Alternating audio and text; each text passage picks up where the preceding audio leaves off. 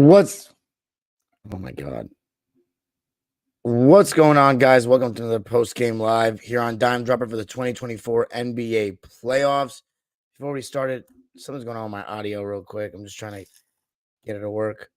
What's going on, guys? Welcome to another post-game live here on Dime Dropper for the 2024 NBA playoffs. Before we get started, you already know the drill. Make sure you subscribe on YouTube at Dime Dropper for every single video, so you know every single time I post. And follow your boy on social media at Twitter, Instagram, and TikTok at Dime Dropper Pod. And subscribe to Locked On Clippers if you're a Clipper fan or just want to support your boy. So this live is going to be a little bit interesting in the sense that it's going to be like a delayed broadcast. I'm sorry, guys. You guys are going to be like, what are you doing? What's going on? I said I'm trying to cover every single game of the playoffs. So I am going to be doing that. And there's nothing that's going to stop me. So if you guys just want to hear me talk hoops, stick around for the ride, because it's going to be some games from a little while ago. But don't worry, every game will be touched at some point. First, we're going to talk about the Celtics versus the Miami Heat, specifically Game 3, which is the next game I have not talked about. Now, there's not much to report on this game. That's why I'm starting with it. Kristaps Porzingis was guarding Bam Adebayo. Drew Holiday was guarding Tyler Hero as primary defenders, of course. And Jaylen Brown is guarding Nikola Jovic. A lot of switching being done by Boston. And it was just kind of a game where the Miami Heat, as you would expect, their three-point shooting regressed to the mean, or came back down to earth, you should say, because 22 threes or 23 threes, what they hit in Game 2 was just insane. It wasn't feasible. They're basically relying on Tyler Hero and what's his name, Bam Adebayo, to create all their shots. They don't have Terry Rozier. Obviously, not having Jimmy Butler has just been devastating. And on the Celtics side of things, which I was looking at the game more from their perspective because they're the ones with all the pressure on them. And Kristaps Porzingis, bouncing back from that really poor Game 2, was hitting his shots, had 8 points right away in the first quarter, and was just making his presence felt. Of course, it's just so hard to guard him on that pick and pop with Tatum, with Brown. Drew Holiday had 2 assists in the first. Jason Tatum had 2 assists in the first. And the Heat were 1 for 9 from 3 in the first, had only scored 12 points. So you're starting to see, the Boston Celtics defense, one of the best defenses in the league, have 2 fantastic point of attack guys, and then Jaylen Brown and Jason Tatum to go along with that, and a rim protector in Kristaps Porzingis. And the Miami Heat are relying on Tyler Hero and Bam Adebayo to get all their good shots. That's not, ideal. So, and one thing, though, I have a problem with when it comes to the Heat is that they don't go to Bam enough. He actually, in this series so far, through these first 3 games, he has been good offensively enough where you should dump it down to him and he should be touching the ball every single time down the floor. But they don't really do that. It's just still Tyler Hero pick and roll and stuff like that.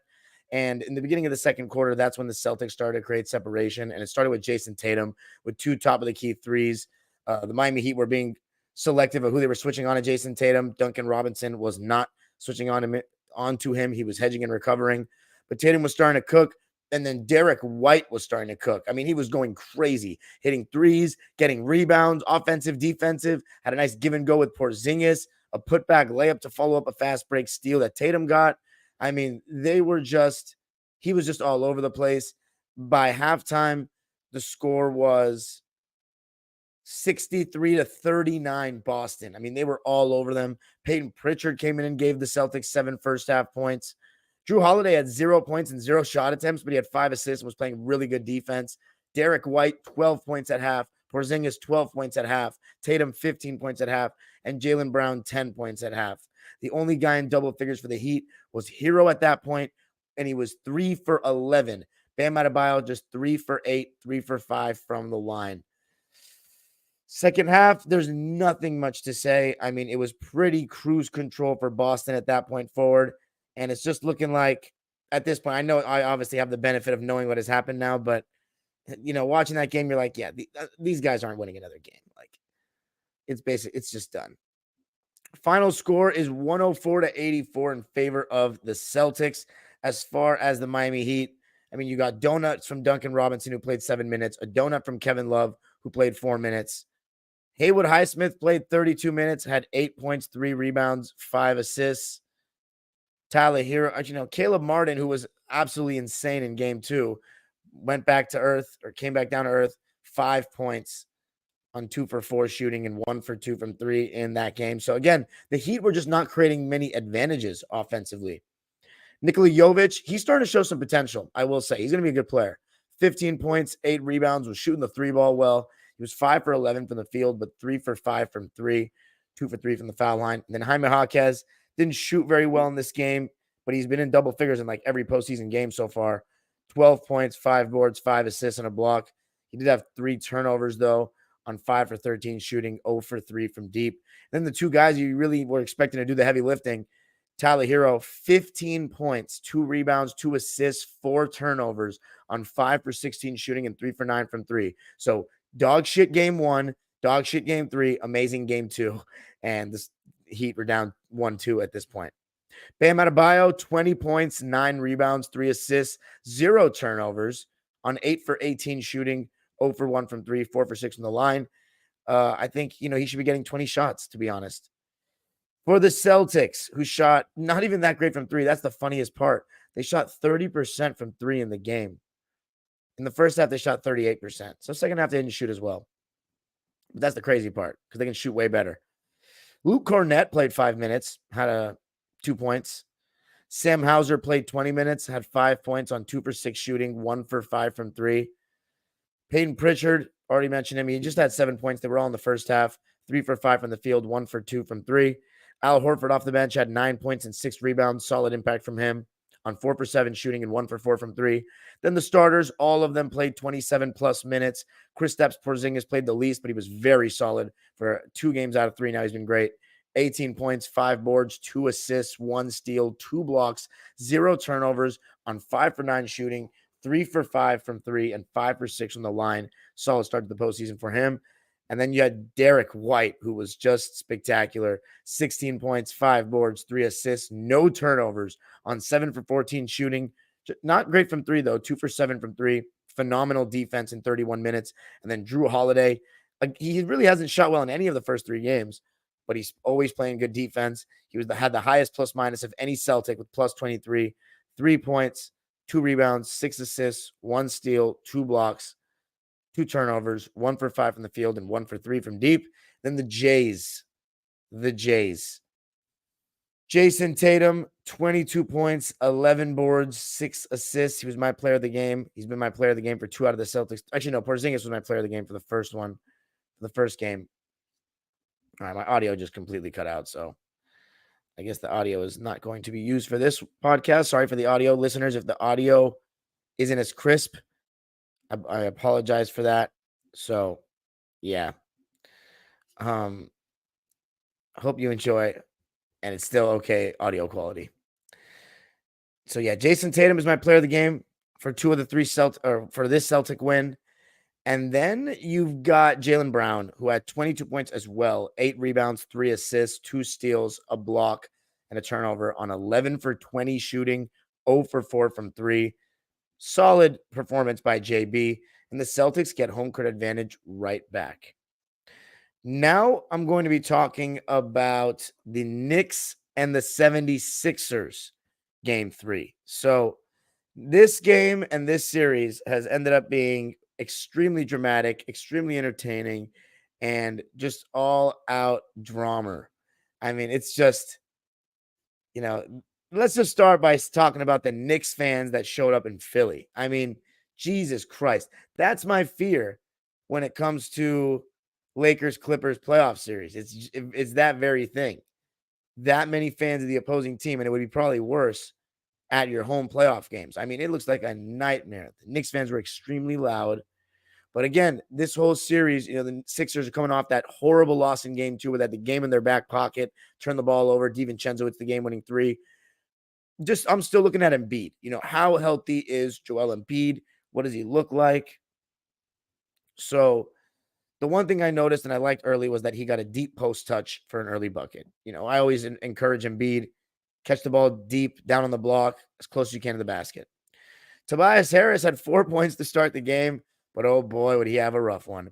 Matchups for the most part were the same. Kelly Oubre was still guarding Jalen Brunson primarily. Joel Embiid on Isaiah Hartenstein. Tyrese Maxey on DiVincenzo. Kyle Lowry on Josh Hart. And then The other starter is Tobias Harris on OG Anunoby. Hartenstein was on Embiid.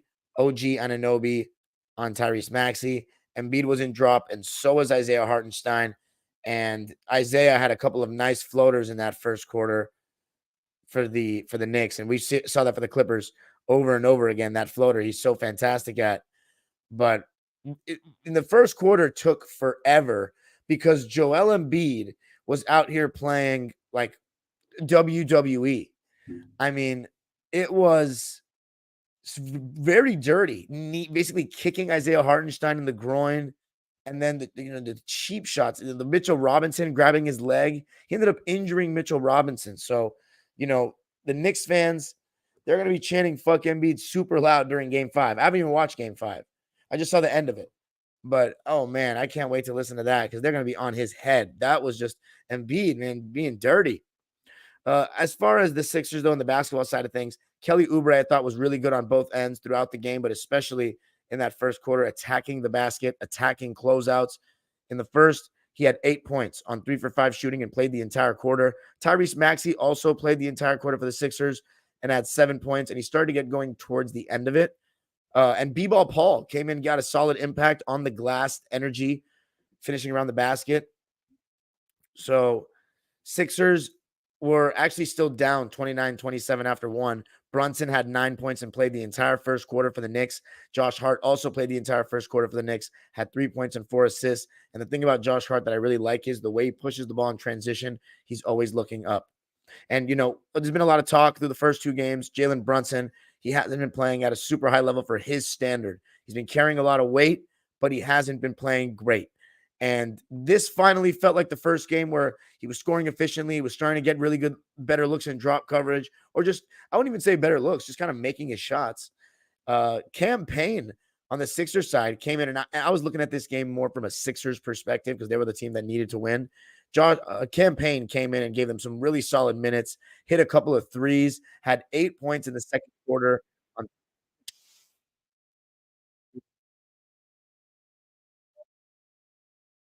second quarter. So at halftime, Brunson had 17 points, and he had already gotten 15 shots up.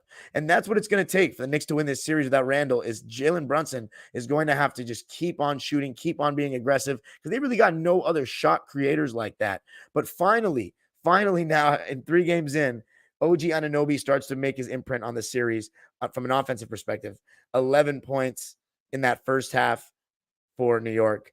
Who led 58-55 at halftime. So, it was really close, pretty neck and neck. The one thing I say about the Sixers, first of all, so many fouls in that first half, so many.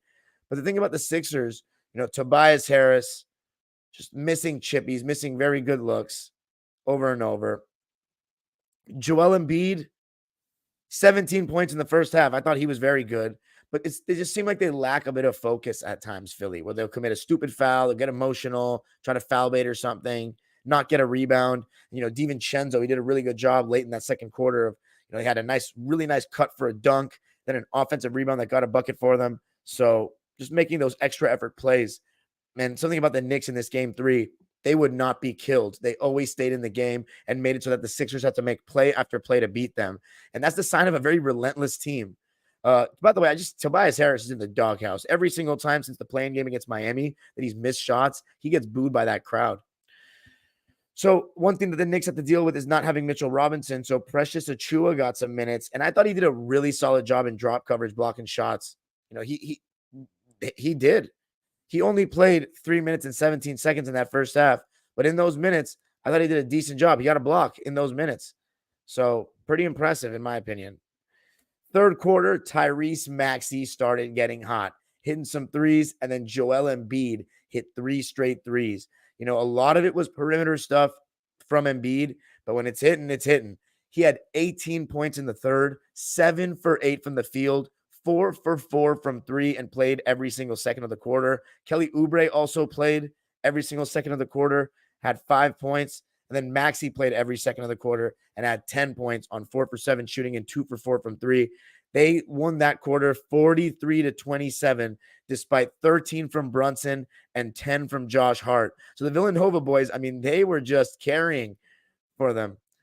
But Embiid, Maxey were getting going. And how are they able to do that? Well, Philly was targeting Brunson almost every time down the court. He would be guarding Kyle Lowry, and then they'd put Brunson in the action. Brunson switched on to Maxey. Now they got into the pick and pop with Embiid, and the pick and pop with Embiid is already hard enough to guard. But they're like, you know what? We want to tire out Brunson offensively, or tire him out defensively, so he has less energy for offense. And it's just hard to guard. And he's a weaker defender than what they've got out there. So they were getting a pretty good look every time. You know, whether there's Embiid on the switch, shooting over from the foul line, or from the three-point line, or just that pick and pop, or Maxey getting in the paint. They were getting good looks. But the crazy part is the Knicks were answering every run, as I said, with the big shot. And Josh Hart, I mean, he was just playing amazing, making plays on fast breaks, hitting every three. And then Brunson and Embiid were just showing an incredible display of shot making. You know, the way Brunson weaves and snakes in the pick and roll and finds his good shot, his mid-range. No spot on the floor is neglected by him. And then Embiid, just he had it going on. No other way to put it. So then the fourth quarter looked like the Sixers had it. Bogdanovich, the Knicks were not letting him switch onto Maxey. They were hedging and recovering with him. But Joel Embiid, he just would not let the Sixers go down easily in this one. And I love to see that. And he looked pretty healthy to me. I mean, he was dominating. He was going crazy, but everything is from the top of the key. So my worry is with Embiid is if he starts missing shots from the perimeter, it's just that same conversation we always have that he's catching the ball too high, allowing the defense to load up. He's just negating his size advantage, like not fighting hard enough for post position. And that's not championship basketball. And Jokic, when he isolates, he gets deep post position. He gets 2 feet in the paint. He gets on that block. Embiid, it looks great when it's going well and he's getting calls, and he damn sure was getting calls. But we'll see if it's sustainable. The Knicks, I mean, they just wouldn't go away, right? But, you know, I got to give a shout out to Kyle Lowry. I thought he had some really big plays at the end, a big charge take, some free throws. Fourth quarter, the Knicks scored 29. The Sixers scored 27. Jalen Brunson was 1 for 6 in the fourth quarter, 7 for 9 from the foul line. So kept him at bay. Kelly Oubre just done a phenomenal job. Even Nico Batum played the whole fourth. So, you know, he's out there for defensive purposes. Got 3 rebounds as well, doing as good of a job as on Brunson as you can. He was getting cooked a little bit, though, by Brunson in this game, I will say. But Embiid had 15 points in the fourth, 12 of the 13 from the line. And that's been one of the biggest things about Embiid in these first 2 games. He has not closed well. He hasn't had a good fourth quarter. He was getting his calls. He got his buckets. He got his points. And he got 50 of them, to be exact. A playoff career high. So shout out to Embiid. The Sixers keep their season alive, essentially, with a 125-114 win. Let's talk about the lines. For the Knicks, who shot 49% of the game, 43% from 3. Free throws, though, is not something they'll be proud of. 13 for 19 from the line.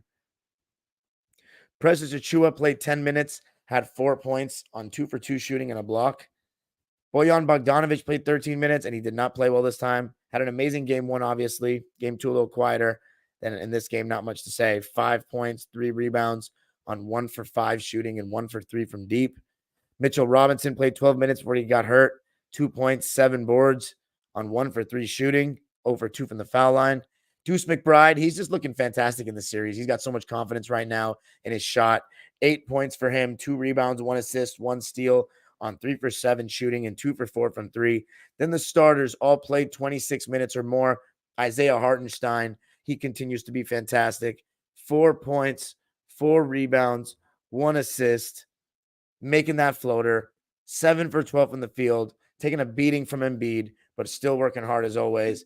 Then Dante DiVincenzo, 28 minutes on the quieter side in this one, but he's always going to play hard. 5 points, 4 rebounds, 3 assists, 1 steal, and a turnover. OG Anunoby, best game of the series thus far. 39 minutes played, 17 points, 4 rebounds, 2 assists, 1 steal, 1 block, just 1 turnover. And it never hurts to,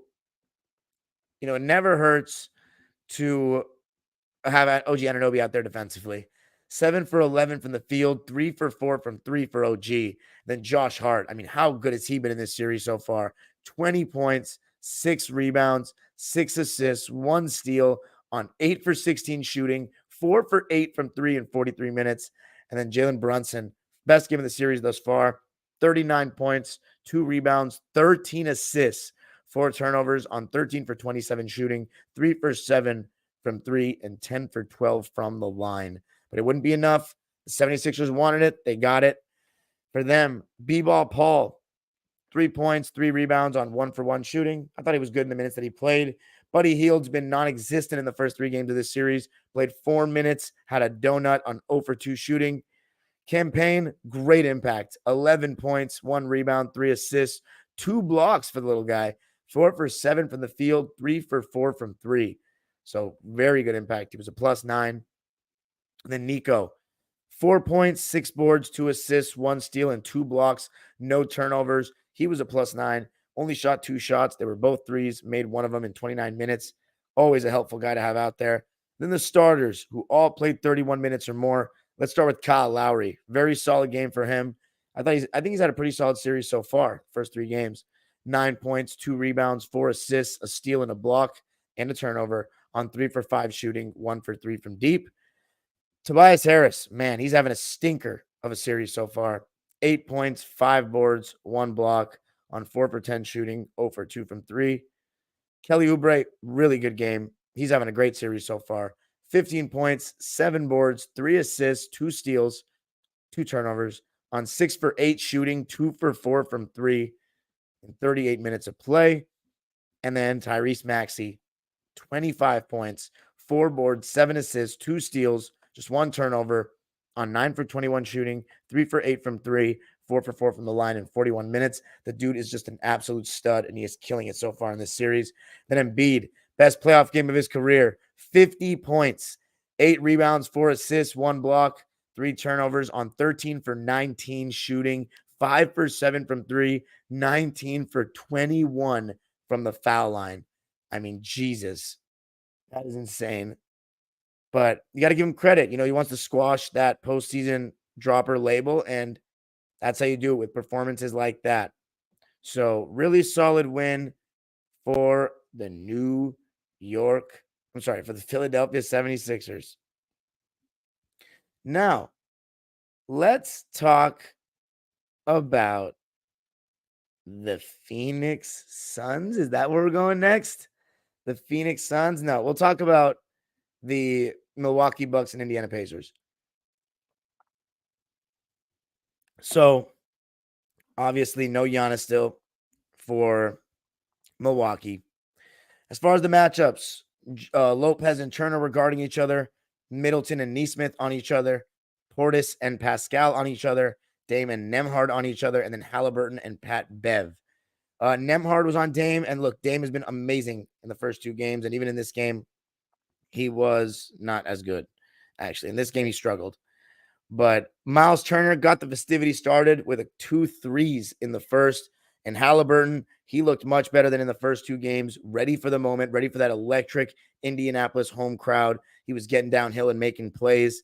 Obi Toppin came into the game and immediately had 11 points in the first quarter on 5 for 5 shooting. Floaters, transition, getting to the basket. Pacers went on an 11-2 run sparked by Toppin. And the Bucks had an injury scare with Damian Lillard. I think it was an ankle, but I don't remember 100%. I think it was an ankle, though. But that was a scare. He went out of the game and then ended up coming back in the second quarter. Bobby Portis was in drop coverage when he was putting the pick and roll for the Bucks against Tyrese Halliburton. And the Pacers got hot from 3 to end the first quarter. TJ McConnell had 5 straight points. And by the end of the first, the Pacers had 19 bench points. So Pacers 5 threes in the first quarter, 2 of them from Miles Turner. They led 39-22 after 1. The Bucks were shooting 30% after the first quarter, and they were 0 for 6 from 3. So struggling without Giannis, of course. In the second quarter, you start to see Chris Middleton start to get in his bag in the post and in the mid-range, and that's when you see the talent of Chris Middleton. He's got turnarounds over the left shoulder. He's got pull-ups going both ways, and he's a 3-level scorer, but mainly 2-level. He doesn't really get to the basket much. But he had 11 points in the second, 5 for 9 shooting, and Brook Lopez had 10 points in the second on 5 for 5 shooting. The Bucks outscored the Pacers 33-28 in the second. And someone that I thought came in and made a good impact was Andre Jackson Jr. defensively. He played 9 minutes and 40 seconds of that second quarter, and his length and athleticism was causing some issues. Now, one thing that I thought was impressive as far as the Indiana side was Tyrese Halliburton on the offensive glass. He had 2 or 3 putbacks in this game, just timing the rebound really well. As far as defensive strategy against Halliburton, I mentioned drop coverage. You know Lopez is going to play that, but Pat Bev was really icing Halliburton to his left a lot, and Tyrese did a really good job of going left, going baseline, finding the open guy, and he had 11 assists as a result in the first half. And in the first 2 games with the Pacers, it's really been all about Pascal Siakam, but this first half, it was more about Tyrese Halliburton. And in the first half, or at halftime, the Pacers were up 67-55. Pat Bev had 11 points at halftime on 3 for 3 shooting. Dame was 2 for 10 at the half. Chris Middleton had 19 at the half. On the Pacers side, Obi Toppin had 14 at the half. Halliburton had 8 points and 11 assists. Siakam only 6 points on 6 shots. And Turner 15 points and 5 rebounds. So Miles Turner, 3 first half threes. Pacers were shooting 51% in the first half. Now, in the third quarter, you saw that the Bucks were trying to put Halliburton in the action, and Tyrese was hedging and recovering on Dame. Siakam was also hedging and recovering on Dame, but I think that was mostly because they didn't want Andrew Nembhard guarding Bobby Portis. Now, Lopez, he was actually getting all his points in the paint, floaters, layups, and the Bucks were just not going away from the Pacers. That was my biggest takeaway from the third, was like, these guys are not going anywhere. They're going to make it tough. And when Bobby Portis and Brook Lopez are that aggressive, good things are going to happen for Milwaukee. 28-23 in favor of the Bucks in that quarter. Damian Lillard started to wake up, had 9 points in the quarter, and then what we got was an awesome ending to this one, man. Middleton and Dame, they put on a great display of clutch shot making. And, besides that early first quarter where the Bucks shot poorly, they were shooting pretty well for the rest of the game. It's just so hard to guard Damian Lillard with those dribble handoffs and those pick and rolls. You have to step up as the big who's guarding that pick and roll, because, you give him daylight when he's coming off that screen, and especially going to his left, he just cooks. But speaking of hard to guard, the Miles Turner, Halliburton pick and pop, it is difficult. It's difficult because you can't let Halliburton get downhill. He's got a great runner, great floater, and you don't want to switch that because Halliburton against the big will cook you, and I would assume Turner would cook a little guy. But I would try to force, if I were other teams, I would try to force Turner to play in the post. But Halliburton, and Turner's jump shot is very great for a big. If you close out hard, you can actually put it on the floor. Bobby Portis was 3 for 10 at one point, but he had a double-double for the third straight game and was starting to heat up in the second half. Chris Middleton had 11 points in the fourth. Dame had 10 points in the fourth. Bobby Portis had 7 points and 7 boards in the fourth. The Bucks outscored the Pacers 28-21 in the fourth. The Pacers shot 33% in the quarter and 20% from 3. Siakam 2 for 6 in the fourth. Halliburton also 2 for 6 in the fourth. Chris Middleton hit a ridiculous game-tying 3. Ridiculous. Talk about clutch. We saw him do that against Boston in 2018 in Game 1. He did it again. Pascal Siakam missed the 3 at the end of regulation. And we went to overtime. And offensive rebounds for Indiana were pretty big. It just looked like they were a little bit quicker to those. Had a little more energy. 4 offensive rebounds in the overtime session. 3 of them from Andrew Nembhard. No rebounds, no rings. And you know who would be big for rebounds, interior defense, all this? Giannis. It'd just be a totally different series with Giannis. It sucks that we're kind of saying that for the second straight year. Although last year, I think they have no excuse. Giannis played in games 4 and 5 and they lost. But this is just tough. Middleton, was forced into a tough shot late in the game. It's like under a minute to go, a turnaround. And then Nesmith hit a huge 3, huge on a pass from Siakam. And then somehow again, Chris Middleton, he drew Glenn Rivers, I will say, drew up a nice play. Middleton hit that bank 3, and it was a tie game. And then Tyrese Halliburton with the double cross on Pat Bev. Pat Bev got mixed there, nothing to say. Floater for the and 1. Come on. Clutch. Ready for the moment. Tyrese Halliburton, you are here. Chris Middleton missed the potential game winner, and that was that. The Pacers got the win and lead the series 2-1. Chris Middleton still had 7 points in the overtime session. Damian Lillard didn't even get a shot off in overtime. Didn't even get a shot off. Let's read the lines for the game. For the Bucks, Jay Crowder played 2 minutes and had a donut. Pat Connaughton played 13 minutes and had a donut. Malik Beasley played 7 minutes and had a donut. AJ Green played 14 minutes and had 4 points, and Andre Jackson played 17 and had 2 points. So off the bench, they got 6 points. That's nothing, but here's the thing. Bobby Portis is their main source of points off the bench, and he would be on the bench with Giannis. So it's just the Bucks team is not very deep, and you need Giannis. Pat Bev played 42 minutes, had 11 points, 2 rebounds, 1 assist, and a block. He did foul out of the game on that final foul, and look, it was a bad foul. But like, if you're going to tell me Pat Bev cost him the game, I mean, sure. He had 11 points, shot 60% from the field. I mean, what more do you want? He held Tyrese Halliburton to 8 for 22 shooting and 1 for 12 from 3. He's done a great job on him in the first 3 games. I don't know what you want from him. I think he did his job. Bobby Portis, 17 points and 18 rebounds. Oh my God. 1 steal, 1 block. He did have 3 turnovers though.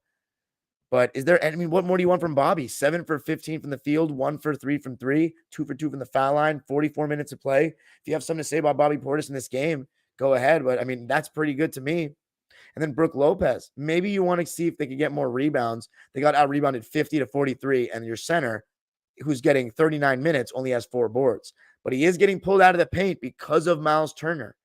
Yet he is still playing drop coverage. So I don't know. Maybe he should have more than 4 rebounds.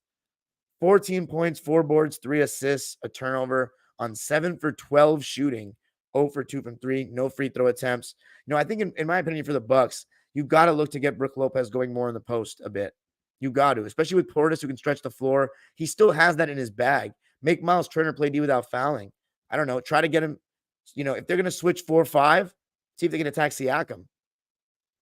And then you have Chris Middleton, who was amazing. My God, really great to see Chris Middleton play like this. And he had some glimpses of this kind of performance against the Miami Heat last year in the playoffs. So 42 points, 10 boards, 5 assists, and 3 turnovers on 16 for 29 shooting. Still 3 turnovers. That's 1 too many. 4 for 9 from 3, 6 for 6 from the line. I mean, what a performance. And then Damian Lillard. Look, he was struggling with an injury, and this was not enough. They're going to need more on the road to win.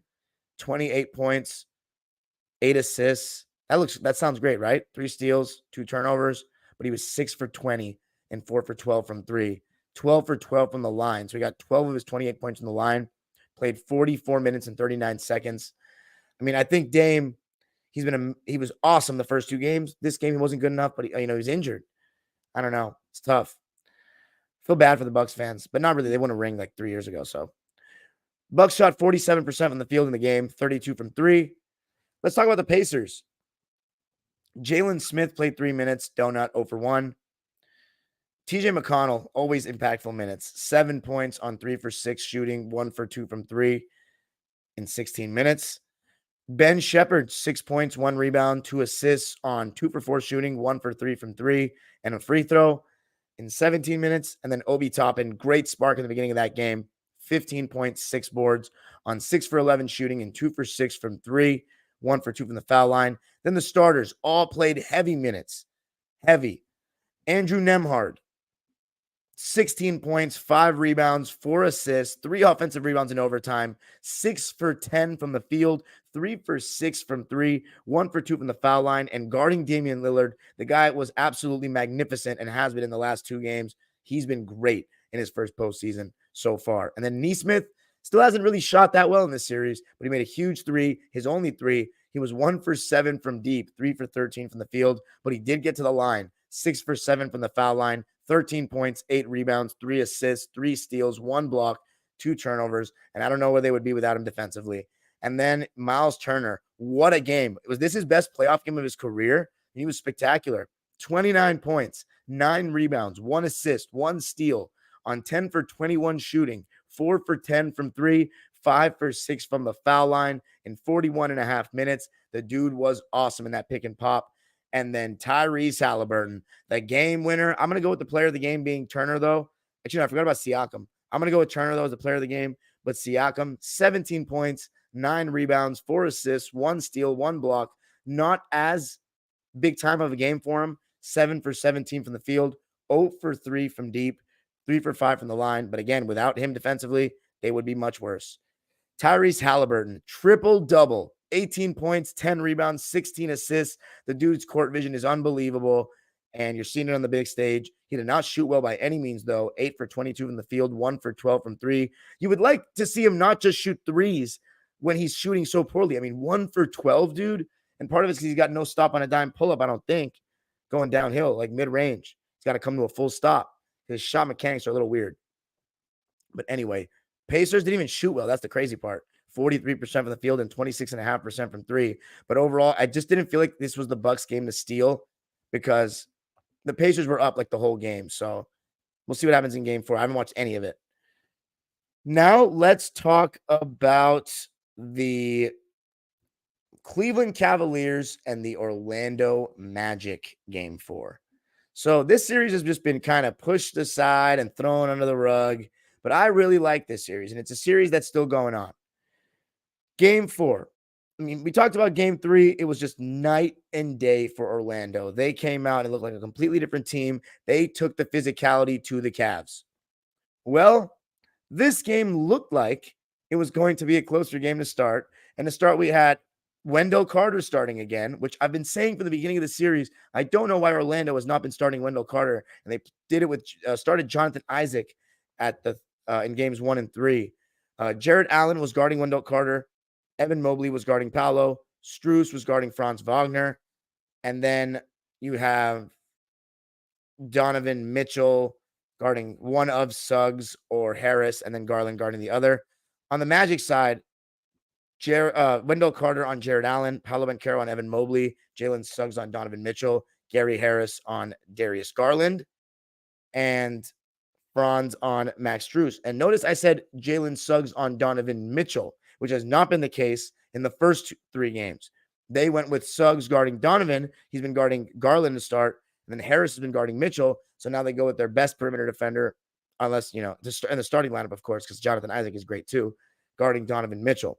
I think this series is very fascinating because of the way the Magic don't allow the guards to get switched onto Mobley and Allen. They play drop coverage with Wendell Carter and Paolo Banchero and Mo Wagner, and they'll switch Franz, Harris, and Suggs onto Strus, LeVert, Mitchell, and Garland, but everybody else kind of stays home. And at the times that they've gotten Paolo to guard Mitchell, the Cavs had some success on that in the first 2 games.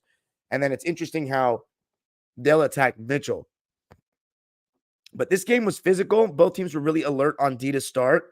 The Wagner bros were very solid in the first quarter. And yeah, very physical game. Good defense on both sides. Mo Wagner was getting the crowd hyped. It was 23-22 Cleveland after 1. Both teams, the Magic shot 53% in the first quarter. Franz Wagner had 9 points in the first, and he played the entire quarter. But yeah, this just felt like it was going to be the game that was close in this series because the first 3 games have been pretty commanding wins. The Cavs made a 9-0 run in the second quarter, make it 48-41, and it was really led by Donovan Mitchell and Jared Allen. A lot of them in the pick and roll, and Jared Allen was finishing everything in the paint. And so far he has in the first 3 games, just his floaters, his push shots, just everything, little jump hooks. And there was one play where he got the pass from Max Strus and took 2 large strides and put the ball on the floor like a guard and laid it in the open floor. It was really impressive. And, Cleveland was switching 2 through 5 on Paolo at that point. So they were allowing Mitchell to switch on to Paolo, and he got a steal at one point. But on the Magic side, you really like seeing Franz Wagner get aggressive and getting into the paint. The only thing that was really hurting Orlando so much was that they had 11 first-half turnovers for 12 Cavaliers.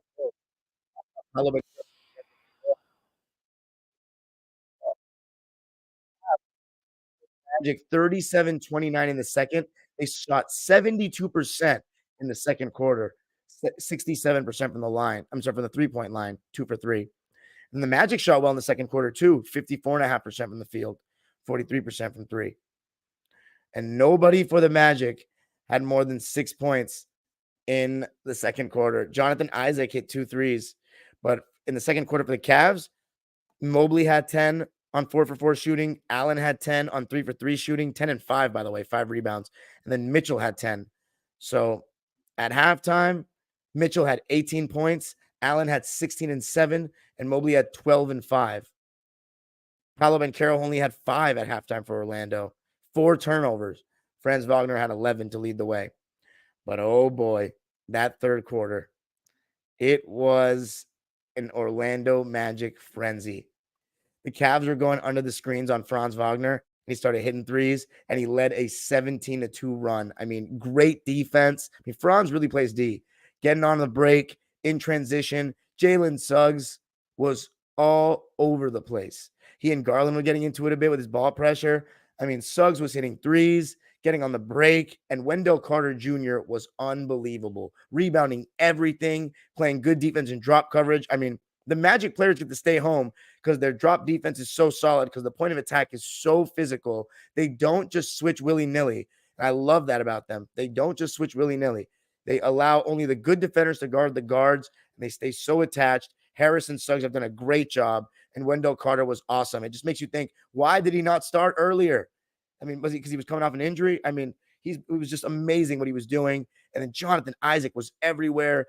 He had a steal in the backcourt and hit a three, and that's when you knew the Cavs were just buried. 31-5 run by the Magic in that third quarter. Markelle Fultz had an and one. He was getting in the paint. Franz and was getting into the paint left and right with those dribble handoffs. Mo Wagner was throwing shit down. I mean, they were destroying them, and it became the fourth straight blowout. In the third quarter, the Cavaliers only scored 10 points. The Magic scored 37. And that Magic crowd was great. Cleveland, 22% in the third quarter from the field and three. Donovan Mitchell was 0 for 4 in the third. Evan Mobley was 0 for 4 in the third. Franz Wagner, 12 points in the third and played the whole thing. Jalen Suggs, 6 points and 3 assists in the third and played the whole thing. I mean, what a quarter for Orlando. And the rest of the game was easy money. The Orlando Magic tie the series. Every team has won a home game by a final score of 112-89. For Cleveland, I mean, geez, I don't know what to say. I was looking at this game more from a Magic fan perspective. Let's read the lines. Maybe we'll get a little more clarity because I haven't seen them yet. Georges Niang, he played 17 minutes, had 2 points on 1 for 3 shooting, so not much there. 0 for 1 from 3. Isaac Okoro played 21 minutes and didn't get a shot off. 0 points, 1 board, 1 assist, 1 steal. And Karis LeVert, 5 points off the bench, 3 assists on 2 for 8 shooting and 0 for 3 from deep. So all they had was 7 points off the bench. Their starters, Max Strus, 7 points, 3 assists on 3 for 5 shooting, 1 for 3 from deep. I mean, there's not much to be said there.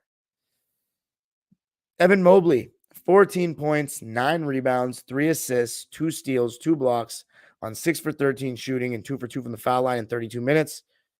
Don't have much to say there. Jared Allen, who I think has been their best player through 4 games, 21 points, 9 rebounds, 8 for 11 from the field, 5 for 7 from the foul line. I got nothing bad to say about him either. Donovan Mitchell, actually, let's go with Garland. 14 points, 3 rebounds, 6 assists, 1 block on 5 for 11 shooting and 2 for 5 from 3 and 2 for 3 from the line in 32 minutes. It's just not enough. You need more from Garland. You do. And then Donovan Mitchell, not a very good game here. He didn't play well in Orlando in both games. 18 points, that's not going to cut it. He's like a 27-point per game scorer. 18 points, 6 assists, 3 steals, 6 turnovers on 5 for 14 shooting and 1 for 4 from 3. Jalen Suggs effect. And then the Magic. Cole Anthony finally gave, I don't know, that was game 3 that he gave him something. And this one he had 3 points on 1 for 4 shooting. Mo Wagner and Markelle Fultz and Isaac, that were awesome. Mo Wagner played 15 minutes and impactful 15 minutes. 7 points, 4 rebounds, 2 assists, 1 steal, 1 block on 2 for 5 shooting, 0 for 1 from 3, 3 for 4 from the line. A lot of energy, crashes the glass, plays physical defense. Then Markelle Fultz was finishing around the basket, getting into the paint. 12 points, 4 rebounds, 1 steal. Got to feel happy for him. I don't remember him having like a good playoff moment ever. 6 for 9 from the field, 0 for 1 from 3, 0 for 1 from the foul line. And Jonathan Isaac, I mean, wow. What a solid role player we have in this league on the come up if he can stay healthy. Both ends of the floor, knocking down the 3 ball. 14 points, 7 rebounds, 1 assist, 1 steal, 2 blocks, 0 turnovers on 5 for 7 shooting and 4 for 6 from 3. That guy is a beast. And then the starters, Gary Harris, the quietest of them, but out there playing defense every single game. 3 points, 2 rebounds, 1 assist, and 1 steal on 1 for 2 shooting and both of those shots were threes. And then Jalen Suggs, 12 points, 2 rebounds, 3 assists, 7 turnovers. Oh my God, what the hell? 4 for 7 from the field, 2 for 5 from 3, 2 for 2 from the line. Despite that, I thought he was awesome. And then Wendell Carter Jr., he was a beast. 11 points, 5 rebounds on 4 for 6 shooting and 2 for 3 from deep in 24 minutes. Paolo Banchero, not the best shooting game, not nearly as good as the incredible game 3 he had, but hey, it is what it is. They still won the game. 9 points, 4 boards, 5 assists, 1 steal, 2 blocks.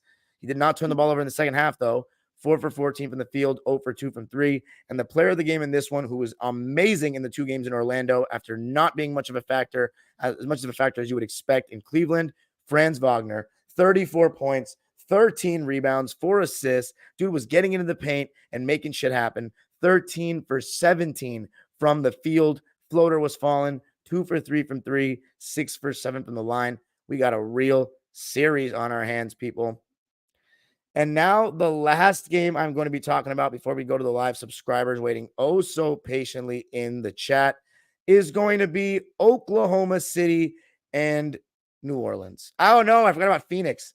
All right, let's talk Oklahoma City and New Orleans for a sec, though. Guys, well, I'll be talking about it whenever the Clippers either play them or get eliminated, but it's really tough to watch Oklahoma City now because they're so good. Chet was guarding Valanciunas. Valanciunas was guarding Chet. Dort was guarding Ingram like we've seen throughout the series. And I love the way Mark Daigneault, he does not let other people guard Brandon Ingram like that. Lou Dort stays on him as much as he can. You got to set a real screen to get Lou Dort off of Brandon Ingram. Jalen Williams from Santa Clara had a little scare in the first quarter, a little face injury. So they brought in Cason Wallace. But I noticed Isaiah Joe and Gordon Hayward, he didn't let them switch on a BI. Lou Dort. Nance was in drop coverage versus SGA. Jalen Williams from Arkansas was in drop coverage versus BI. Chet was in drop coverage versus everyone. And the first thing I noticed in this game was SGA was getting calls, and Dort was doing an amazing job on Brandon Ingram. I mean, the way he's gotten in his airspace, been super physical with him. Ingram's gotten nothing easy in these games. Everything is contested. Everything is in the mid-range with him draped all over him.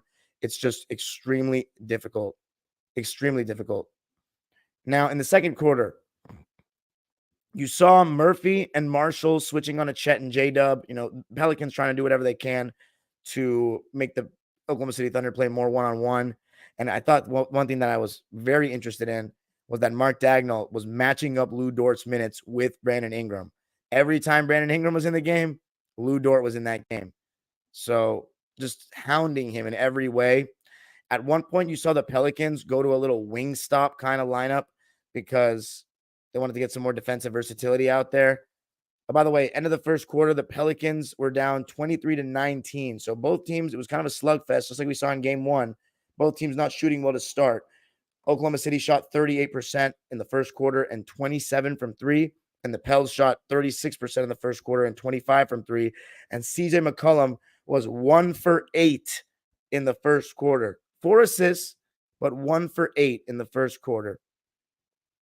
Now, second quarter, so the wingstop lineup was Najee Marshall, Herb Jones, Brandon Ingram, and Trey Murphy, and then Larry Nance. And Herb Jones, he started getting some stuff going in the second quarter, had 5 points. But you know who really started getting going for the Thunder? Josh Giddey and Lou Dort. Josh Giddey had a filthy behind the back into a Euro step on CJ McCollum. And in this game, he was making every three. It was wild. Then Lou Dort hit 3 threes in the second quarter. He and J-Dub played the entire second quarter, so J-Dub came back and was fine.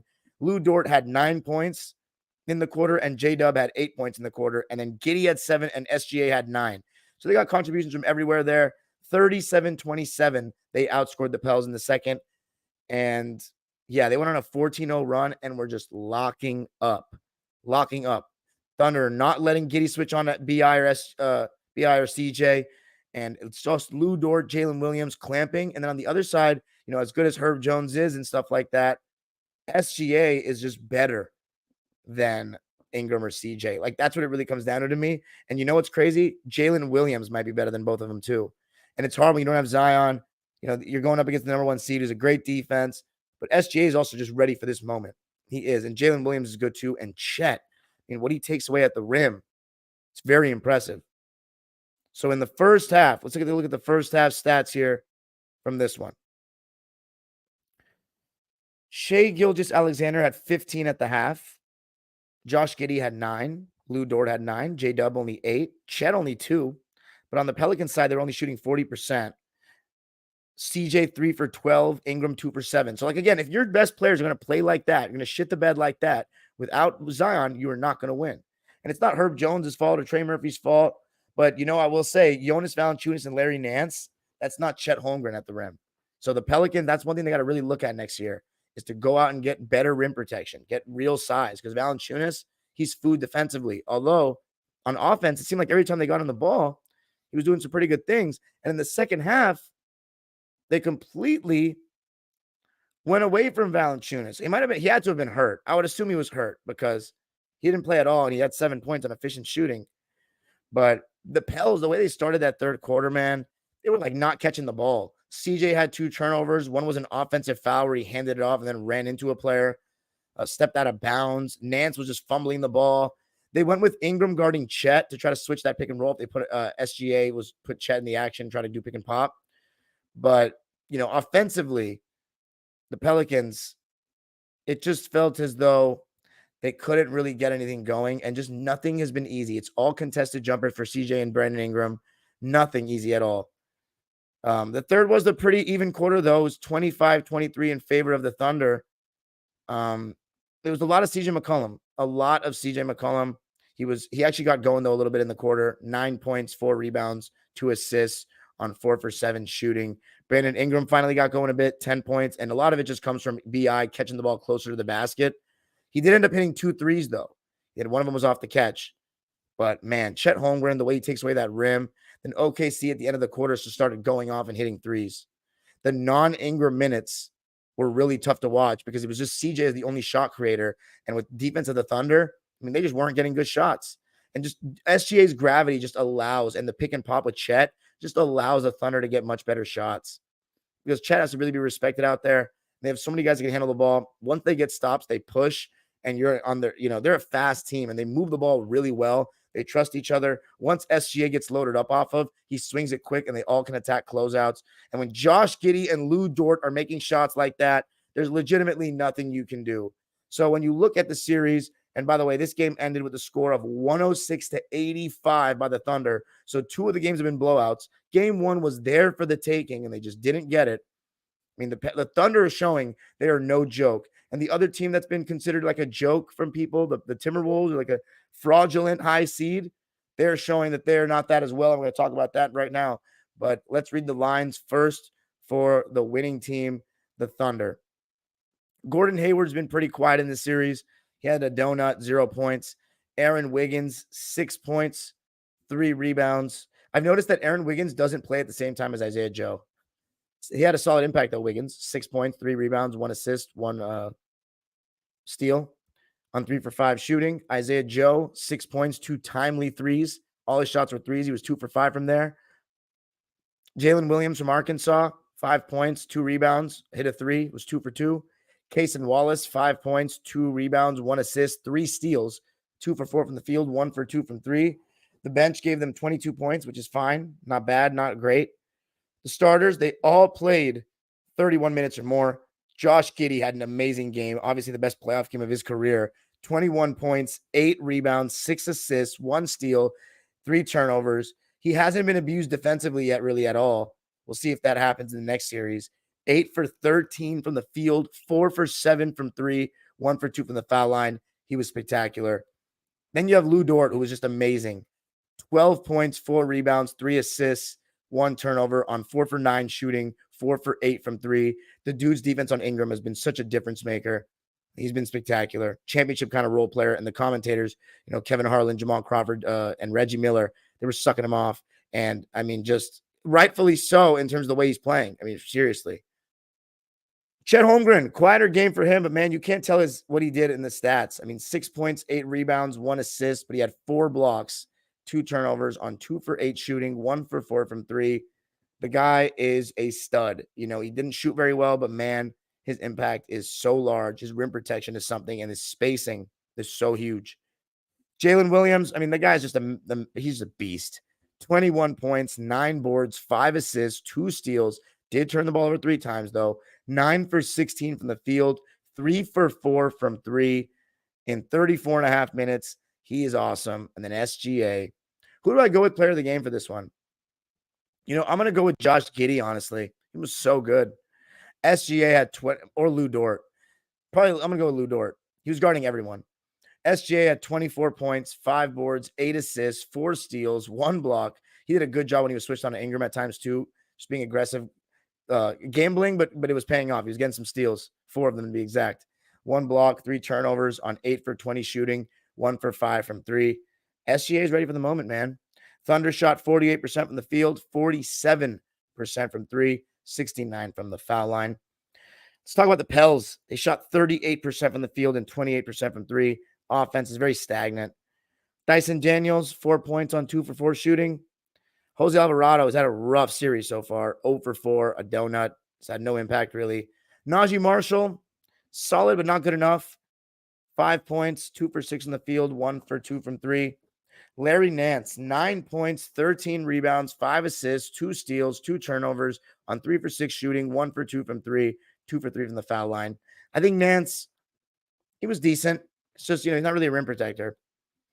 And then the starters. Trey Murphy, rough shooting game. 10 points, 6 boards, 2 assists, 3 steals, 2 turnovers. Turnovers were 20 of them for the Pels. I mean, that's never going to get it done. Trey Murphy, 4 for 12 from the field, 2 for 5 from 3. So just a rough shooting game for him.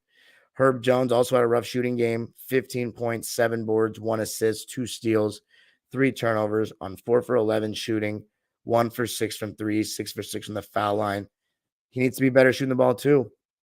Jonas Valanciunas, 7 points, 4 boards in the 12 minutes that he played, 3 for 4 from the field. And I think that really hurt them because he was putting some pressure on Chet.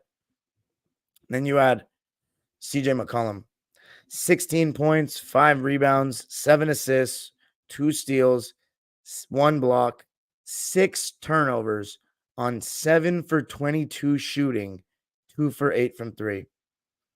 I don't know what to say about CJ, man. He's a complete playoff dropper at this point. He was awful in the 2021 series against Denver for Portland. He did not play well enough, in my opinion, in that Phoenix series a couple of years ago, and wasn't good enough in the play-in last year. I think if you're the Pelicans, you got to move on from him and try to get more of a point guard that'll get 2 feet in the paint, get to the basket more, maybe a little bit younger. I like CJ McCollum, but year after year, it's the same thing. He's just too many tough shots. Brandon Ingram shot well, but 19 points. I mean, to not have a 20-point game yet is not good enough. And I like Brandon Ingram, but it's all contested mid-ranges. He's not aggressive enough. He's not fighting for post position enough. He doesn't really fight for post position. He turns his back and he's allowed a couple guys to go over the top and reach around him and get the ball. It's not good enough. 7 for 14 from the field, 2 for 3 from deep. Brandon Ingram, I mean, not good enough so far. So again, when your best players aren't playing well enough, your role players aren't hitting shots, it's just not good enough. You're not generating nearly as good of shots as the Thunder. You're just not as good of a team without Zion Williamson. There's nothing else to say about it. And be lucky to win a game. All right, now my favorite one. It's not time for the Phoenix Buns roast session yet because I have not done game 4 yet. And man, I'm going to grill the fuck out of them. But let's talk about game 3. And it was just more of the same, people. More of the same. You would think, the Phoenix Suns, they'd have a little bit more fight left in the dug. Rudy Gobert and Nurkic were matched up against each other to start. Karl Anthony Towns was on KD. Jaden McDaniels on Devin Booker. Anthony Edwards on Bradley Beal. Conley on Royce O'Neal, who started in place of the injured Grayson Allen. On the Sun side, Nurkic on Gobert. KD on McDaniels. Beal on Ant-Man. Royce on Cat. And Booker on Conley. Gobert, he was hedging on KD to start the game, putting Nurkic in the short roll. And that's the one thing with the Suns. Nurkic doesn't roll to the basket well at all. Doesn't catch the ball well and go up cleanly. Doesn't make good, quick decisions. It's just like a bumbling oaf. He's good in the post, but he's a backup center at this point. It's very clear. Conley was hedging on Book, by the way. So that's another thing. A lot of these good teams I've noticed, the good defensive teams, they don't just switch willy-nilly like the Clippers do and like Dallas does. They're very selective with their switching. Conley, who's a very solid defender, he won't just switch on Book. You have to set a real fucking screen to get them switched off. Reed was in that high drop on Book when he came in the game. And, man, the Wolves were locking up right away. Right away. They were up 15-8. J-Mac and Rudy defensively, and not Jordan McLaughlin, my J-Mac. Jaden McDaniels doing a great job on Book as he's done all series so far. Rudy Gobert, the amount of mid-range shots that he just makes people second guess to even take. You're starting to see what he can look like. And I'm a Gobert hater, Rudy Escar Gobert. When he's being surrounded by these good defenders, you see how hard it is, how gridlock it is to score on them. And they're, competing with that 2022 Celtics team, one of the best defensive teams I've seen in quite some time. Funny enough, who was one of the guys that got the Suns going, though, in that first quarter? Was Iche, Eric Gordon. He had 10 points in the first off the bench. 10 points. Kevin Durant had 9, though, played the entire first quarter. Devin Booker played the entire first quarter, had only 5 points. And, yeah, the Suns were down 34-32 after 1. It was a pretty fast-paced game. When Eubanks came into the game, the Suns were switching 1 through 5 on the Ant-Man. And all Minnesota bigs had 2 fouls in the first quarter. Reed, Cat, Gobert. And by the way, that's switching everything for the Suns. Wasn't working very well. Ant had 12 points in the first, scoring from all 3 levels, mid-range, 3 ball to the basket. On 4 for 8 shooting, he played the entire first quarter. McDaniels also played the entire first quarter. Most free throws in any quarter of the series for Phoenix at that point. They shot 15 free throws in the first quarter and made 14 of them. And it was a great defensive quarter by KD, by the way, protecting the rim. There was 3 times where he changed a shot at the rim and some decent 1v1 defense as well. But the Suns, despite that, were still down by 2. And one thing that started killing the Suns in the second quarter, and we've seen it all playoffs long in this series, offensive rebounds. The Wolves are just too big. 6 offensive rebounds in the second quarter to 1 for Phoenix, 15 rebounds to 6 overall, and they won the second quarter 25-21 to have a 6-point lead at the half. Rudy Gobert had 2 offensive rebounds. Karl-Anthony Towns had 2 offensive rebounds. Mike Conley had 10 points in the second quarter with a bunch. He was several right-handed runners, just like off the glass. Ridiculous. But one positive for the Suns is that KD, Booker, and Beal were starting to cook, starting to get into their mid-range, starting to get into their one-on-one bag. KD had 5 points in the second. Beal had 8 points in the second. Booker had 4 points in the second. But still, you're still only scoring 21 points in the quarter. And Rudy Gobert, man, I will say he's doing a much better job offensively than I've seen in previous playoffs. When he has a smaller guy on him, he's actually trying to seal and get good post position, and he's trying to be aggressive at the rim. He's made some good shots around the basket in this series. I'm pretty impressed. I have to give him his credit where it's due. He's playing really fantastic right now. 59-53 was the halftime score in favor of the Wolves. Towns nearly had a double-double at half, 10 points, 8 boards. Gobert also nearly had a double-double at half, 11 points, 8 boards. Ant-Man had 16, and Conley had 10 at the half. And then for the Suns, 14 for KD, 11 for Beal, 9 for Booker. So the main takeaway at this point is look, your defense isn't that great. You don't have a good big. You have no point of attack defender that's locked down. You got Beal guarding Ant-Man, for God's sake. You need to out-offense them. You need to outscore them, and Booker needs to have more than 9 points. And this is when you just saw the Suns just suck. It's exactly what I thought they were going to be. A redundant group of 3 guys that live off contested jump shots and don't get to the rim enough anymore. And are, at best, the best defender of the 3 is Kevin Durant, who's good. It's a lot of guys, no true great pick and roll player there, no true great passer there. At best, the best passer of the 3 is Booker, who's good, but it's not seamless at all. It's very take-turnsy. It's very stagnant in the half court. I mean, what were they thinking? I don't understand these teams think they can just put these stars together and there's redundancy. It's so stupid. And Beal's getting paid $50 fucking million. I mean, Ant was getting a good shot every time down. They started sending Nurk to the level because he can't protect the rim. And every time they got something good, whether it be Gobert in the short roll or Cat or Ant turn the corner, Nickeil Alexander-Walker came off the bench and hit 4 threes, and it got so bad that the Wolves were up by 19, and the Suns fans were booing. These guys, they don't have a defensive bone in them. Devin Booker's playing the least amount of defenses I've seen the last couple of years. I don't know what's going on there. I mean, he's playing like a loser. Beal, I mean, he's trying defensively, but if Bradley Beal is the guy that you have guarding Ant-Man in a series, good riddance. And the uncomfortable truth everybody wants to have? Gobert may have been playing like the best player in the series through 3 games, but the real truth, and the rankings are changing. Ant-Man is the best player in that series on both ends of the floor. He gets the rim more than anybody. He's got the most dog out of anybody. He plays the most defense out of all those stars. Sorry, KD. Sorry, Booker. You've been passed up. Ant-Man's the best player in that series. And like Book and KD, they were missing good looks. Good look. And what's funny? Drew Eubanks, I thought he was active, but he's not a deterrent at all. He was active. He was rolling hard, had some nice finishes.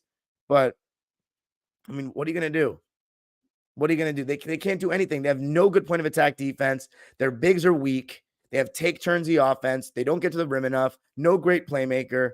I told you guys KD was not going to win as the number 1 option ever, clear cut, in his career. He has not got that in him. He's just a very great player, one of the all-time greats. He shoots a lot of jump shots. That's what he does. He just puts no pressure on the defense like that. And he's got no vocal leadership at all, really. He just goes in and hoops, and that's it. There's no sense of how, like, he's starving for a ring in any way. None. I didn't see desperation in game 3 at all. I didn't see much desperation at all, and Beal wasn't doing shit. By the way, Naz Reid is so solid. The Wolves are just so solid, man. Just dominated the third quarters in each game. 36-20 in the third. The Suns shot 40%. KD, 1 for 6 in the third. Bradley Beal, 1 for 4. Booker, okay, 8 points in the third. Solid.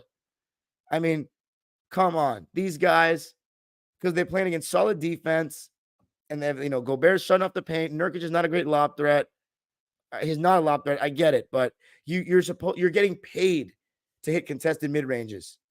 You know what I'm saying? That's your shit. You're getting paid to do this. Devin Booker's just gotten absolutely clamped by Jaden McDaniels. I mean, there's no other way to put it. And Ant-Man's done a good job on KD. I mean, they have not exploited anything. In the fourth quarter, Nurk was hedging on Conley. The Suns went small with like Royce O'Neal, KD, Booker, Beal, and like Eric Gordon, and they finally started hitting and shooting threes. Beal hit a third three in the third quarter, third three of the fourth quarter, but they could not guard without fouling. Like the straight up just could not guard without fouling. I mean, they're just garbage, man. Garbage. Nickeil Alexander-Walker had 12 points in the third quarter. Naz Reid had 7 points in the third quarter. And then the fourth, I mean, whenever Ant's gotten KD on him, he sees green. 18 points in the fourth. Absolutely buried them. Beal had 15 points in the fourth, but it was a little too late. 36-31 in favor of the Suns in the quarter. They lose the series 126-109 and were subject to tons of boos from the arena. I mean, I think if you're the Suns, you could have played Bol more at this point. But, like, these are moves around the margins. Their supporting cast sucks. They lost Grayson Allen. They needed the big three to play great, and they've all underachieved to this point of the series. I think Beal was the only one in this game that I thought did enough for his part. I mean, he had – actually, no, he didn't. He scored – let me see. Did he have 20 points? If he had 20, it's okay with me. Yeah, he had 28 points. I think Beal was fine in this game. But let's read the lines. First for the Wolves, who are so much better than those Suns. I said this would be the true test of star power, playoffs versus regular season. Clearly, the eye test that said that the Wolves were much better than Phoenix throughout the season held true in the playoffs. They have the best player. They have much better defense. Like the gap in defense is so large. And offensively, the Suns have nobody to stop the Ant-Man. None. And then the bench is infinitely better for the Wolves. I mean, Karl Anthony Towns is outplaying Booker, and Gobert is outplaying Karl Anthony Towns is outplaying Beal, and Gobert is outplaying Booker, and Ant's outplaying KD. In every way. It's over. It's so funny. Everything needs to go right for them to win just one game. Just one game. It's so embarrassing if they get swept, which they did, but we're going to talk about it as if it hasn't happened yet. But it's fucking embarrassing. They're going to get roasted. Going to get absolutely flamed. Monty Morris played 9 minutes, 2 points, 1 for 4. Kyle Anderson, 8 minutes, 2 points, 1 for 1. It's mainly the Naz Reid and Nickeil Alexander-Walker show. Nickeil, 16 points and 5 assists off the bench. 4 for 10 from the field, and all his shots were threes. 4 for 4 from the foul line. Dude was just amazing on both ends of the floor, doing such a good job on Booker, Beal, and KD when he's got the chance. Reed had played 18 minutes, had 13 points and 2 assists on 5 for 10 shooting and 2 for 5 from 3. The 6th man of the year in the NBA and well-deserved. The starters, McDaniels, 5 points, played 30 minutes. He has been just so incredible defensively in this series. A quieter offensive game for him, just shooting 1 for 4, 0 for 1 from 3, 3 for 4 from the foul line. He was very solid. I think Conley, his best game of the series thus far. Actually, I don't know. Second game was great too. 15 points, 4 boards, 7 assists, 1 steal. He did turn the ball over 3 times, though. 6 for 11 from the field, 3 for 7 from 3. What a great chance for Mike Conley to do something special in his postseason after the long career he's had. He's only made it to the conference finals once, and he's never gone back. Karl-Anthony Towns having a very solid series thus far, really making his size known, and that's the one thing you want to see if you're a Wolves fan. Karl-Anthony Towns dominating. The Suns have nobody for him either. I mentioned they have no one for Ant. They have no one for Cat. 18 points, 13 rebounds, 2 assists, 7 for 16 from the field, 3 for 5 from 3. But yeah, I like that he was aggressive. Played 24 minutes, did have 4 fouls. Then Rudy Gobert, what a series he's having. 19 points, 14 rebounds, 4 of those offensive rebounds, 1 assist, 1 steal on 6 for 8 shooting and 7 for 8 from the foul line. Dude's been fantastic. Then the Ant-Man, my player of the game. 36 points, 9 boards, 5 assists, 2 steals. Did turn the ball over 5 times, though. 12 for 23 from the field, 1 for 5 from 3, and 11 for 11 from the line. Constant rim pressure, constantly attacking, not falling too in love with the 3.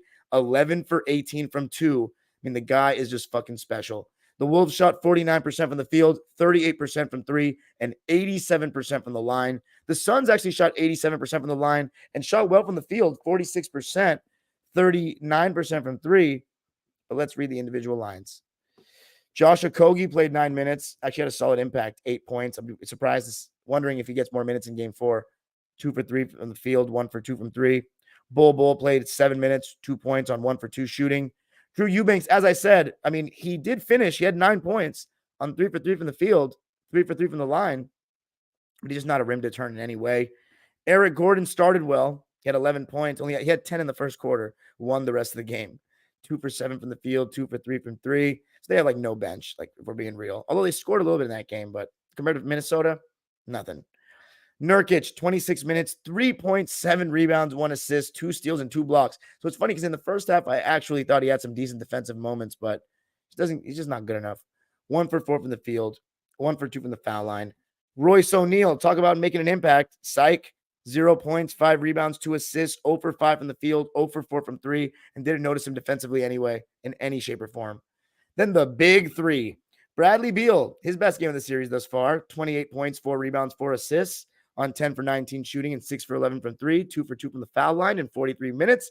I would say he did his part, but the thing is 15 of those 28 points were in the fourth when it was pretty much done. He's had abysmal and quiet first quarters in every single one of the first 3 games. He needs to get going early. I mean, it's just, but he's fine, I guess. Booker, 23 points, 3 rebounds, 8 assists. Has he even had a 30-point game in these first 3 games?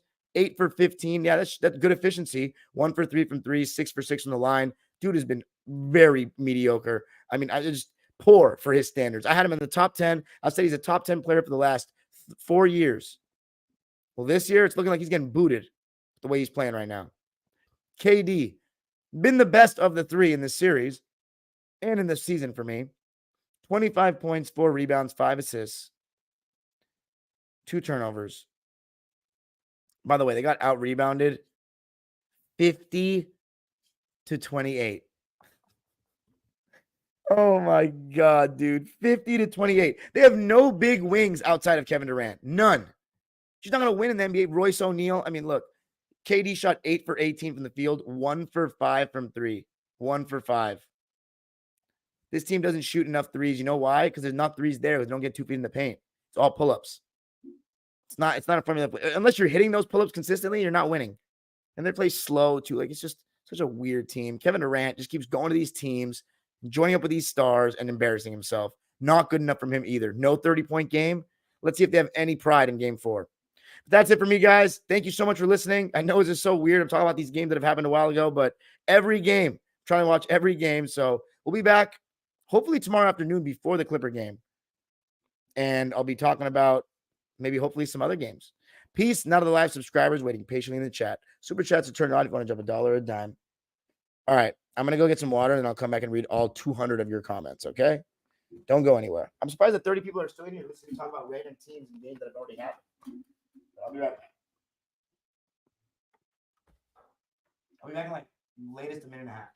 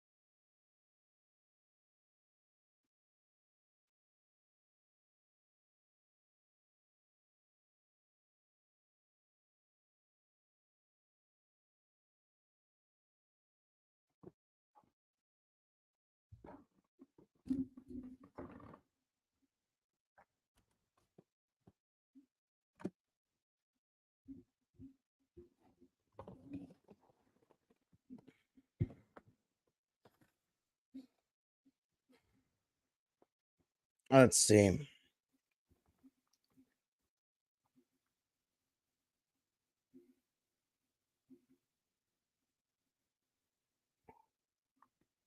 What? What are you guys talking about? Why do you keep saying that? Yeah, what are you guys talking about? Good evening. Is that like a Unai Emery reference? Mavs in 6 comedy. Genuine b-ball talk. Dante DiVincenzo. Pat Bev out here taking Josh Hart for Paul George.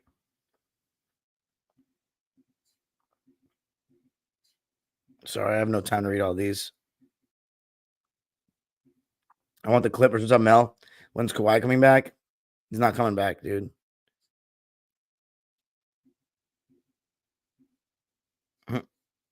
We don't know. What's up, Empire Jeff TV? It's not today, is it? It's tomorrow. Oh, it's in Turkey. What's up, Pagan? It's in Turkey. Stocksenio. By the way, did you guys watch the vlog? It's crazy. It's got like 4,000 views already. Man, it might be the last one of the season. Go check that out. What's up, Colton Dots? Salute from a Mavs fan. I wish we could get a rebrand like you guys. Yeah, man. A lot of Clips and Warriors fan. Clips doing the offseason. Kyle, what do you want your Warriors doing the offseason?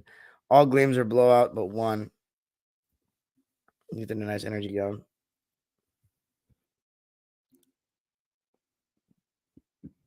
Yeah, I feel you on that, Nick. More length.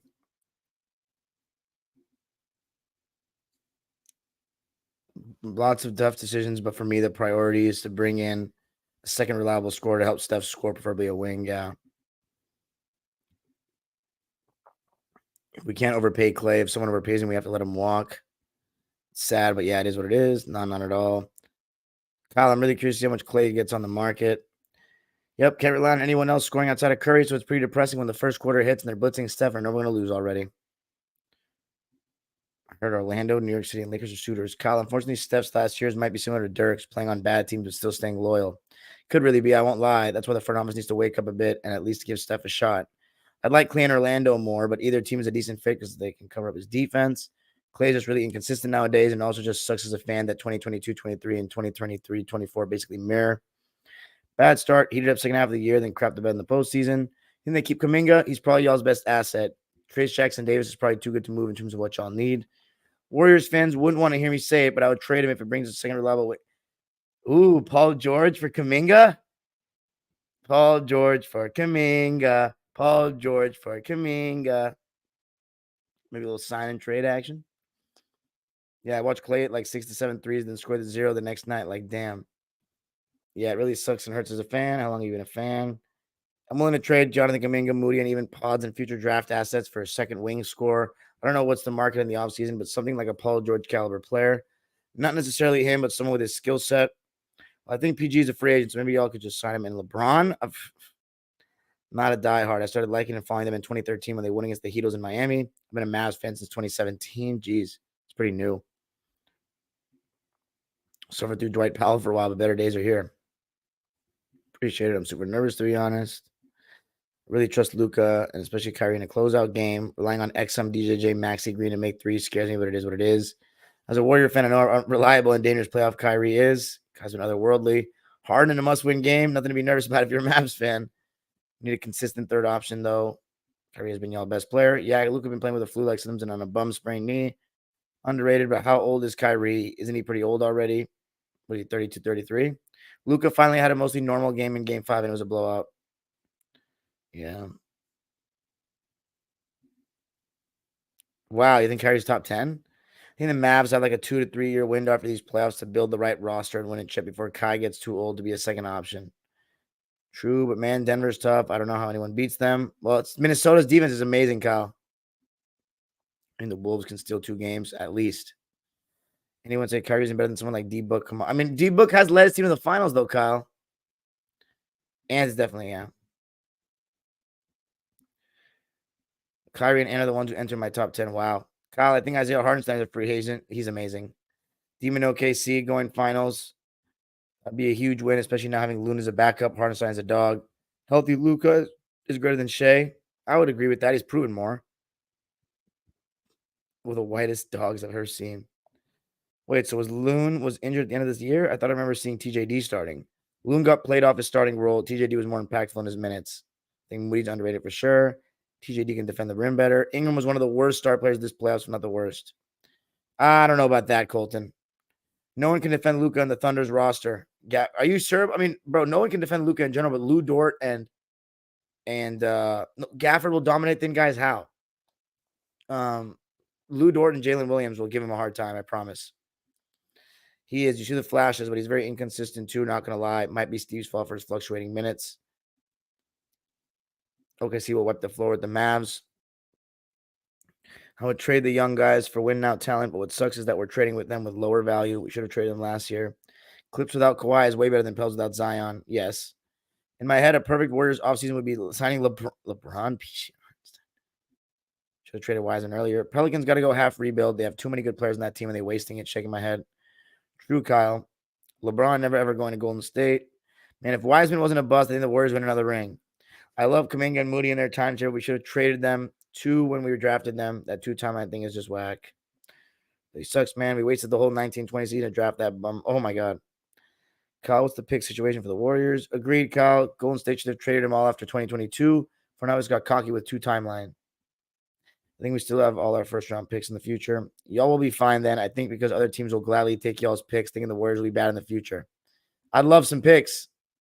So basically, Warriors picks carry more value. It really sucks, man. Really does. Warriors fans be capping.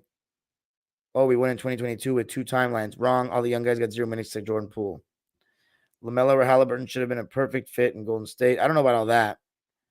Yo, it could be. I just can't help but imagine if we traded Moody, Wiseman, and JK when their value was so high. Imagine we could have gotten someone like KD.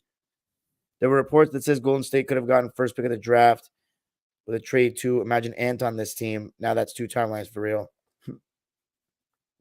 Yeah, I would have been staying on top for sure. It sucks. It is what it is. The Mavs missed out on drafting Bane and took Josh Green instead. I don't care if team wasn't going to be title contender. You have Curry. You got to maximize your chance of chip, even if it was going to be inefficient. Turns out it wasn't.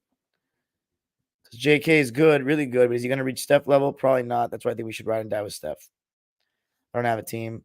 Kyle, I think JK is a sub all-star at best, but mostly just a good role player starter. Probably going to support Memphis and West, Knicks in the East next year, though, but not like a fan. Maybe Spurs too, because I will watch them a lot. West is already crazy good, and it's only going to get better when the Grizzlies come back from injuries. Golden State don't have assets besides Kuminga, but their fans wanted Lowry. I'll go Moody and Podziemski and Trace. I mean, I don't know. Maybe Hallie, but Hallie was so late we couldn't really tell. Not gonna lie, LaMelo, I don't know. Yeah.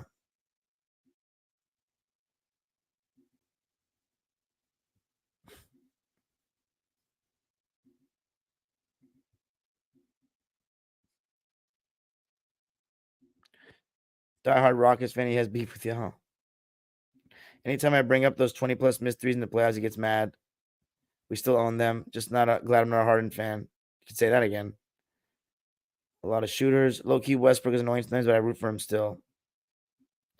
But the Phoenix Suns sold that KD trade. Beal, LOL. They should have just took Beal and kept Cam and McHale. Why? That's not a championship team either. Gets me so ticked off. We really drafted the bust the 2020 draft. James Wine just sucks. Oh, come on, Kyle. You're so mean. Suns are a bunch of offensive guys with no defenders, no good role players, and no true point guard. What a horrible build. Suns are screwed.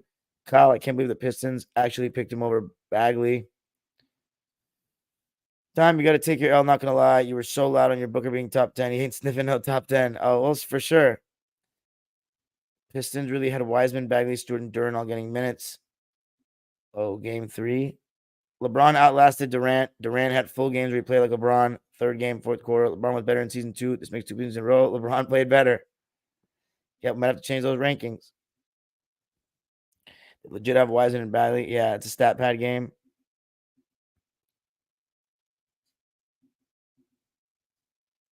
Not Kyle. Book had down year from start to end. Let's see. Did he have a bad regular season, though, really? Dime hates the Suns, but I'm here for it. Someone like Annan Brunts messed him up. Why is he live talking about game 3s of all the series? Who's this guy? Lifted Larvitar? Not totally sold on Ant. Ant has a killer personality. Is Katie still a top 10 player? We'll see, man. You guys are having a whole discussion over here in the comments. Katie can't be top 10. Wow. It'll be interesting to see what I rank after the season.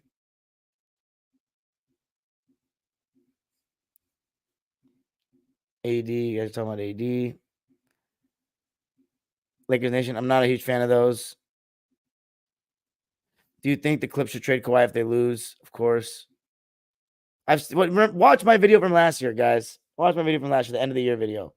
Love you, Dime. Hope they blow the Clippers experiment up. I agree with you, bro. What's up, Dime? Respect from a Mavs fan. I root for the Clips when they don't play us because F the Lakers.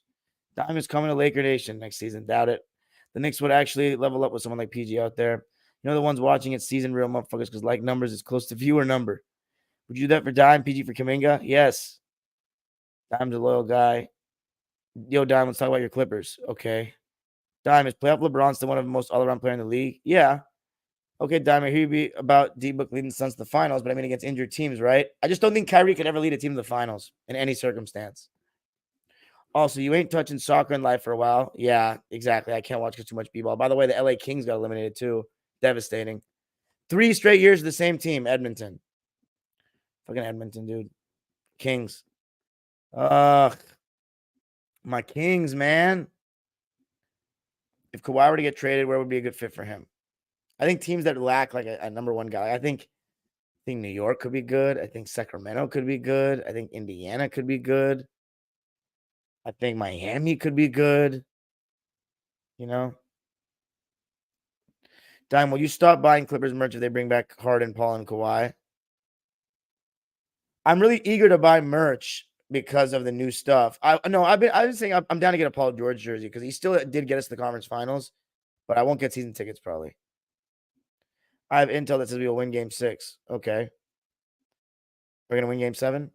Pods, etc. ain't taking you star level players though. That ain't worth the mention as an asset to me, bro. He's like a trade sweetener. I agree. Really looking up to Curry's level next year. I hope regression don't keep up. 150 million for Booker, Beal, and Katie next season. No bench again. He wasn't bad, but he wasn't great either. Book.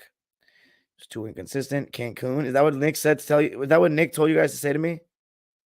I say wait till see how everything plays out. I have great intel. It doesn't matter, bro. We're not beating OKC. They're too fast. Keep the good work, bro. Kyrie ain't no top 10, man. Does Dodgers doing great compared to expectations? Not yet. You buy the new? No, I didn't yet. Kawhi to the Heat would be hella interesting. Yeah. All right, guys. Peace out. Make sure you comment on this video. Let me know what you thought of the things I was saying. Comment on it, please. Oh, Dime, what's your dream offseason scenario? Can we just finish the season first, guys? I feel bad. Let's finish the season first before we start getting crazy. Do you take your playoff record at home when you attend the games? Yeah, I do. But I've been to so many games, man. Hey, Dime, good to see you, bro. Sorry I haven't been on your live much. Too much law school finals. Hey, man, congrats. Good luck tomorrow, Clips gang. Yes, sir. Good night, everyone. Go Dodgers. Damn right. Peace out, guys.